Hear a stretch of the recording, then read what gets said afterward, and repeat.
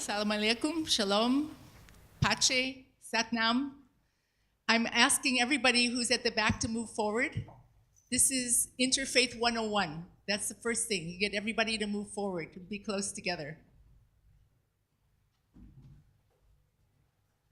Thank you. And then I'm going to take 30 seconds, and please turn to someone next to you or behind you and introduce yourself quickly.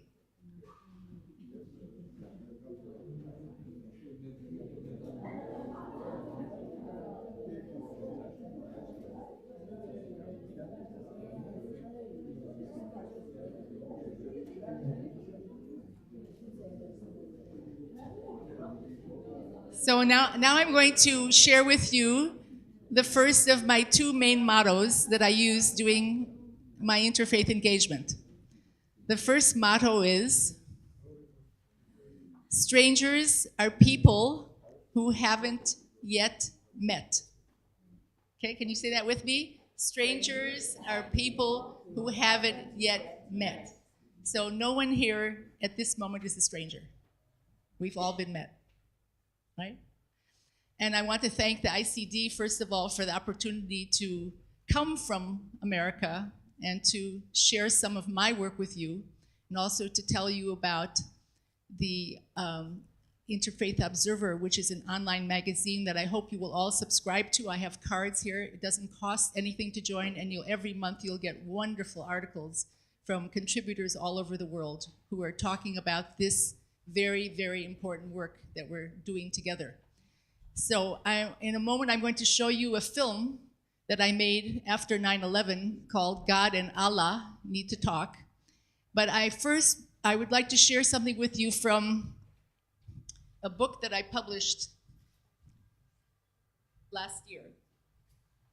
And actually, what I'm going to read to you is a tribute to the interfaith workers of the world. It's called Minefields and Miracles, Why God and Allah Need to Talk. And it's available on Amazon.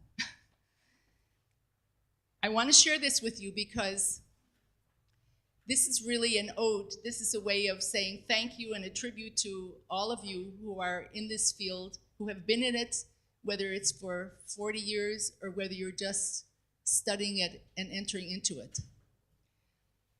I have come to believe, this is from the introduction to the book, I have come to believe that the most important and urgent work being done on the planet today is the work of interfaith engagement. Yet regardless of how crucial our mission may be, people always ask us the same question. What propels you to enter these minefields? I believe I am responding for myself and for all of my interfaith colleagues around the world when I say, we enter this territory because we must. We are compelled by visions of interfaith harmony no less mesmerizing than the ones that captivated the imaginations of our explorer ancestors. Visions of a new world, of unlimited potential, of great opportunity, and spiritual wealth. We know with certainty that our interfaith world is curved, not flat. So do we also know our faith is not linear. Our faith is particle and wave, as are we.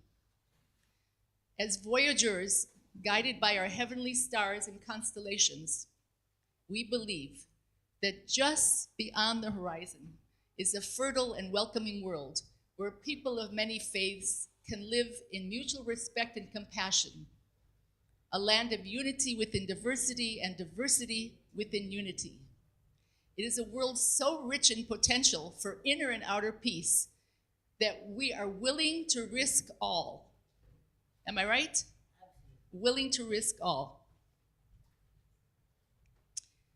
We are willing to abandon the comfort of our familiar individual religions and well-worn scriptures and to enter the unknown territory of the other, quote unquote, the other. We are curious adventurous, and our hearts are open. We are fascinated by the individual and personal spiritual paths of our sisters and brothers. We are also devoted to our own path and happy to be pursuing it. We do not feel a need to have everyone believe or worship exactly as we do. We enjoy comparing rituals and beliefs. We marvel at our similarities, and we take note of our differences. We call out to the Creator and the universe in our distinct voices, but we also hear the sincerity in the voices of our brothers and sisters, and in the melodies that are not our own. We tell stories about ourselves and our experiences. Our stories merge, converge, and diverge. We marvel at the variation of themes. We play our individual instruments, and we submit ourselves to the great conductor. We look like everyone else and have no distinguishing body marks. We come in all skin colors. I'm looking around the room here. We come in all skin colors, ages and genders, all shapes and sizes. You will recognize us because we are border crossers, not across national and political lines, but across spiritual and religious boundaries. We feel at home both in our own community and in other people's communities. We move freely and easily between multiple worlds, but we do not require passports or inked stamps to know when we left and when we returned. We may even inhabit those parallel worlds simultaneously.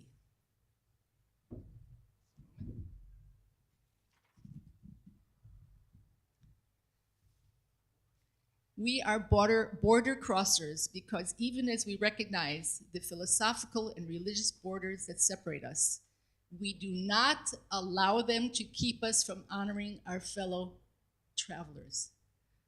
And as we interfaith explorers discover one another, and as our networks of interfaith grow and expand across the globe like a giant golden web, just think about that for a moment, that image, like a giant golden web.